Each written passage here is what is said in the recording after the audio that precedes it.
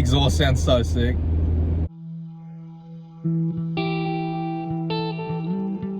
Just got the truck set up here. First ever 4-door Bronco. See, it's gonna probably work better.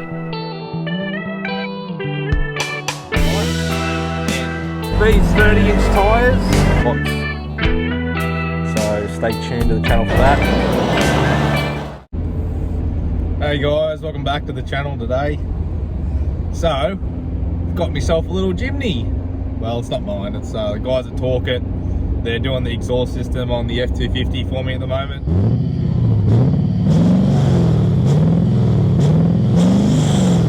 And in the beginning I had their Amarok for a few days, then they needed that back to trade it in on a new Land Cruiser 200 that they're doing a new exhaust system for. So I said, oh well, give me the keys to the Jimny then. So awesome bunch of guys down there at Torqit.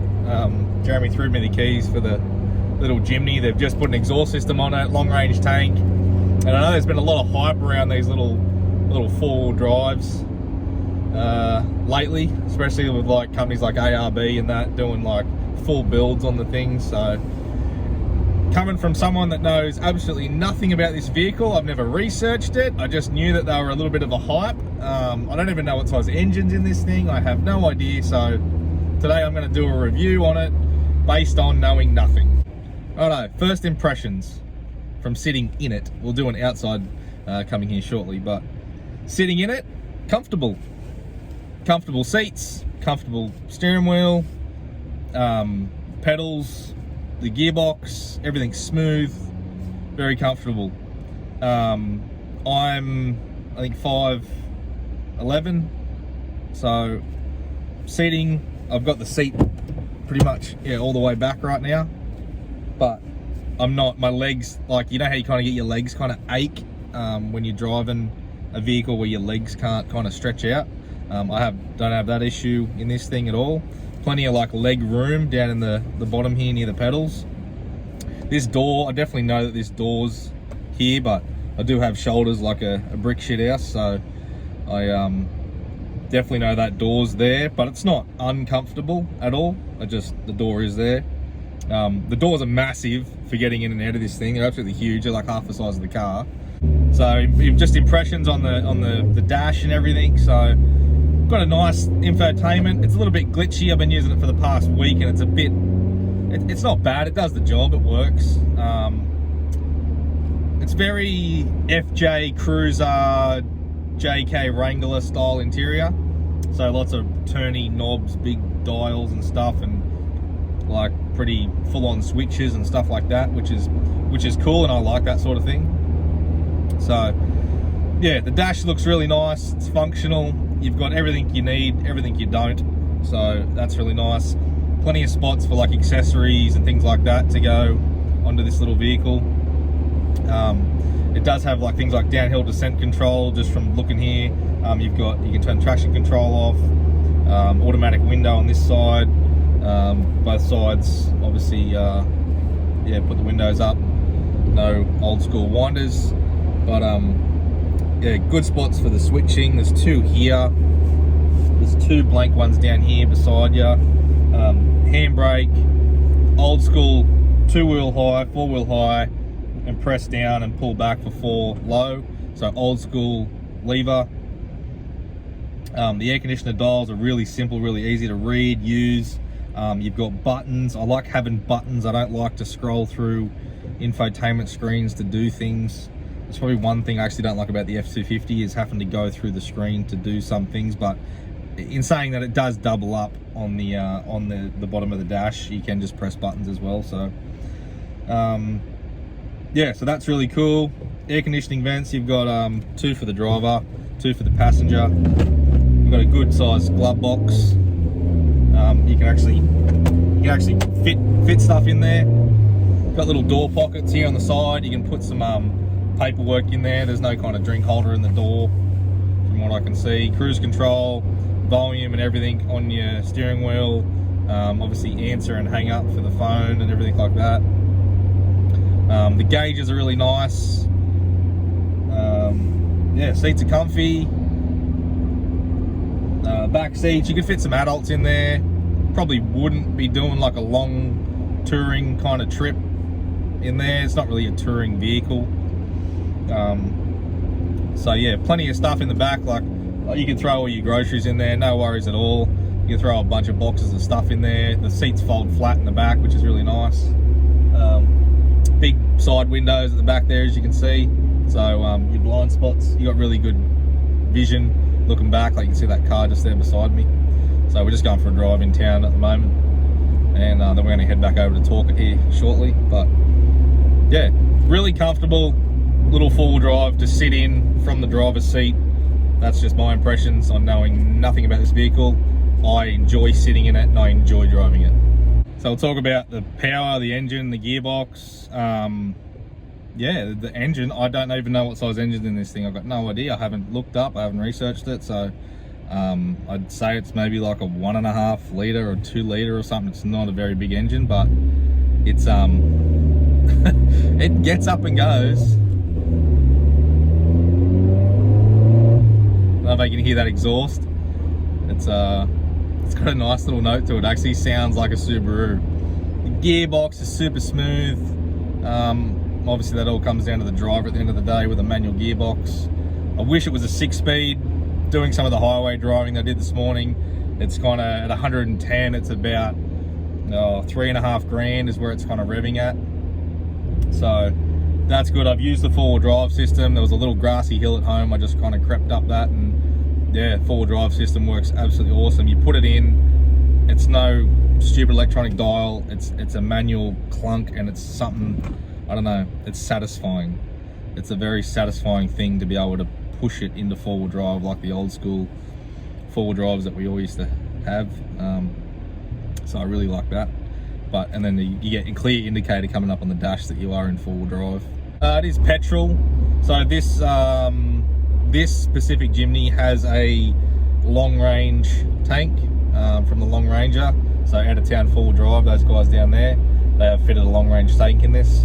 I don't know if the calibration's been done yet, because I only just fitted the tank last week, so I don't know if the calibration's been done for the range on this thing, because I filled it right up, and I've been driving it for 3 days now, and the fuel gauge hasn't even dropped, so not too sure about that. So who do I think this vehicle would kind of suit? It suits me. If you're getting around town, big bearded bloke and a little Jimny looks pretty funny, but I actually really like it for a little runaround car. Like if you had the money just sitting around and you wanted a little zippy car to get around town, they are pricey and they have gone up in price from what I've been told. So there's a little bit of a pushback there from me on if I'd actually buy one, kind of, because the price is up there a little bit right now. I think some of them I was looking at were like 44 grand, and like you can get a full-size Ranger for that. So, but again, it all comes down to what you're going to use the vehicle for. So if you did live in town, if you're a lawyer or you had a town specific or city style job where you had to drive into the city, or you lived in the city, you lived in an apartment, but you still did love getting outdoors and going camping, I think this little vehicle would be a really good suit. You could get it into underground car parks easy. The turning circle on this thing is ridiculous. It nearly just turns on a dime. It just zips around like nothing. I really like that about it. It's functional. You've got reverse cameras and stuff. You've got lane departure warning and stuff. This is all things that I've just noticed.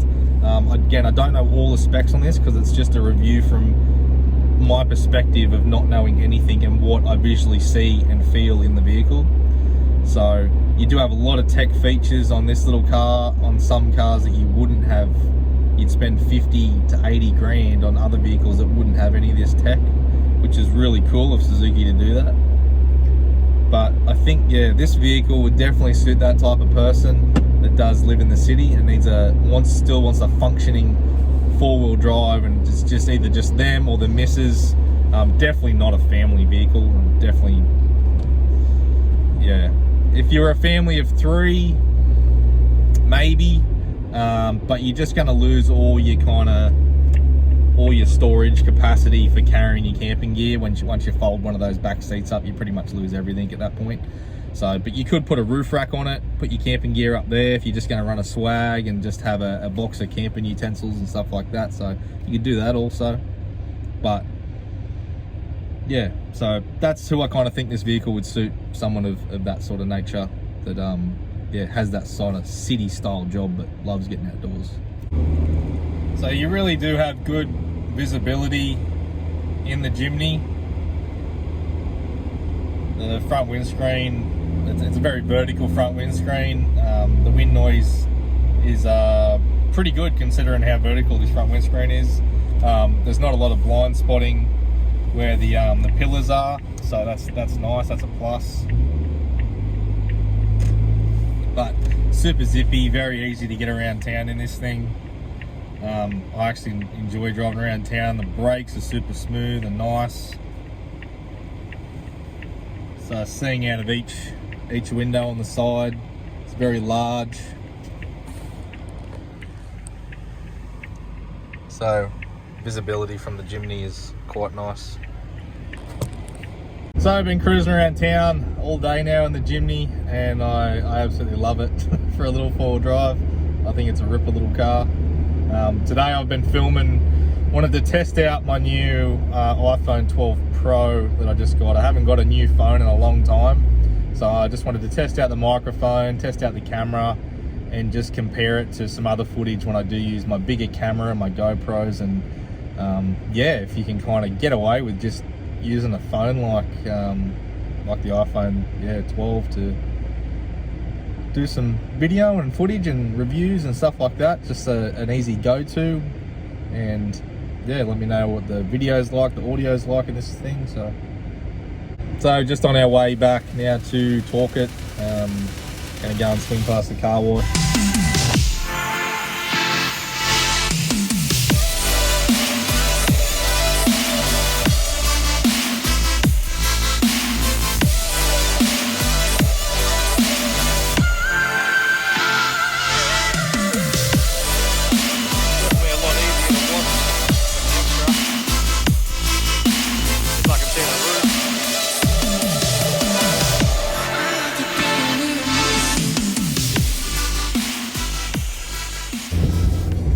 Gave a little Jimny a bath now. We'll go back to the boys at Torqit and drop it off and pick up the F-Truck.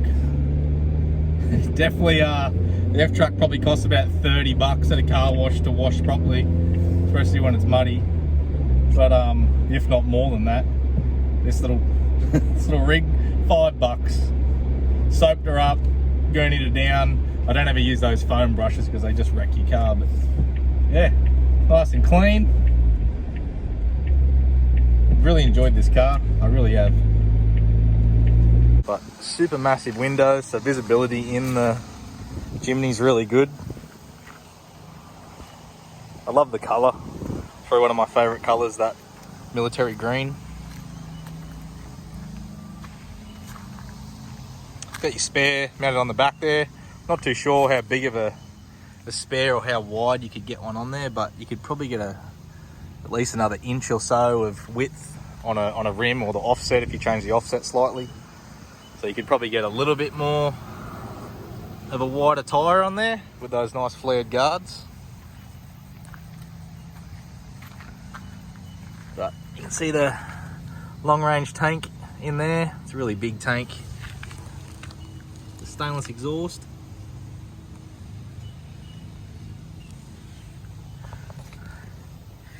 So it's like awesome having like front and rear diff, live axle in the front end, no IFS. So it's very, very old school. Coil springs. And they're getting these things to look pretty sick at the moment. Put a nice front bar on it with some spotties. ARB bars look really good on these. So we'll just pop the bonnet. Got your little fuel door just there. So where is the bonnet? What's that one? There it is.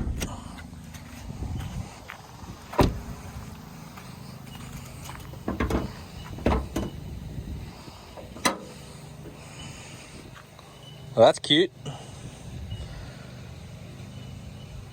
So you got a little ram air there. So I'm sure there's probably going to be snorkel kits and stuff available for this very soon, but there's a lot of room in the engine bay here to be able to do some things like mounting like compressors and stuff like that, ARB compressor and different accessory lockers or whatever, which is another thing. I'm not sure if it has a rear locker, but very cool.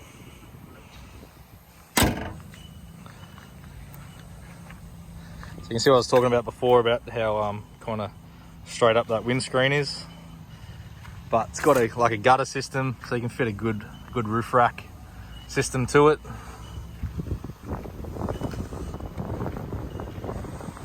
So yeah, that's my little review of knowing nothing about this car, doing no research on it, wasn't in the market to buy one or anything like that. Just wanted to give a honest opinion on what I thought of it, just from knowing nothing about it.